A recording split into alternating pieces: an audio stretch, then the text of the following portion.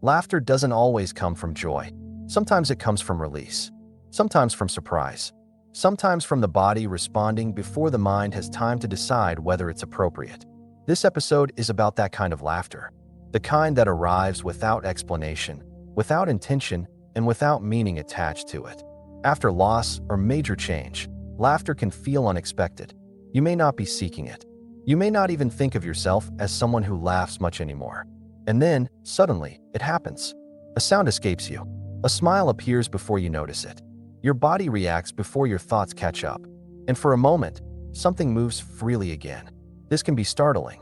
You may immediately question it. Wonder what it means. Wonder whether it's okay. Whether it says something about where you are or what you've left behind. But laughter doesn't ask to be interpreted. It doesn't come with a message. It doesn't require permission. It doesn't signal resolution. It simply happens. Laughter is one of the few expressions that bypasses the narrative mind entirely. It doesn't wait for approval. It doesn't need coherence. It arises from the body's direct response to the moment. That's why it can feel strange after a long period of seriousness or quiet. You may have become used to monitoring yourself, to staying contained, to managing your internal state carefully. Laughter disrupts that containment. It breaks form. There can be hesitation here. A quick return to stillness. A subtle pullback. As if allowing laughter might open something you're not ready to carry. But laughter doesn't stay open. It arrives and leaves. It doesn't linger the way emotion does.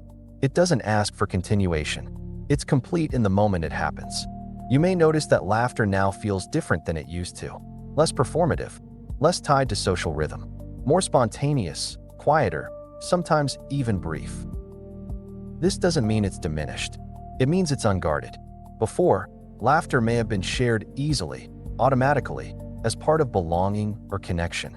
Now, it may arise privately, unexpectedly, without needing to be mirrored.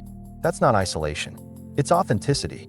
This episode isn't about reclaiming humor or learning how to laugh again. It's about recognizing laughter when it shows up on its own, without turning it into a signpost. There's no need to hold on to it. No need to repeat it. No need to wonder whether it will return. Laughter doesn't come from effort. It comes from looseness. And looseness can coexist with grief. You can carry seriousness and still laugh. You can remember loss and still laugh. You can live quietly and still laugh. None of these cancel each other out. Sometimes laughter appears in inappropriate moments, in the middle of heaviness, in places where it surprises even you. That doesn't mean you're avoiding something.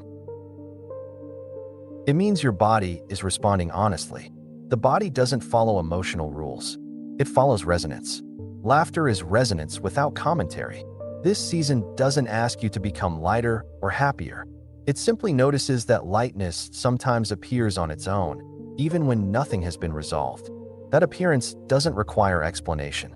You don't need to justify laughter. You don't need to apologize for it. You don't need to explain where it came from. It doesn't mean things are better, and it doesn't mean things are over. It just means life is still moving through you. You may find that laughter now arrives alongside other feelings, without replacing them. It doesn't push sadness away. It doesn't override memory. It simply joins the landscape.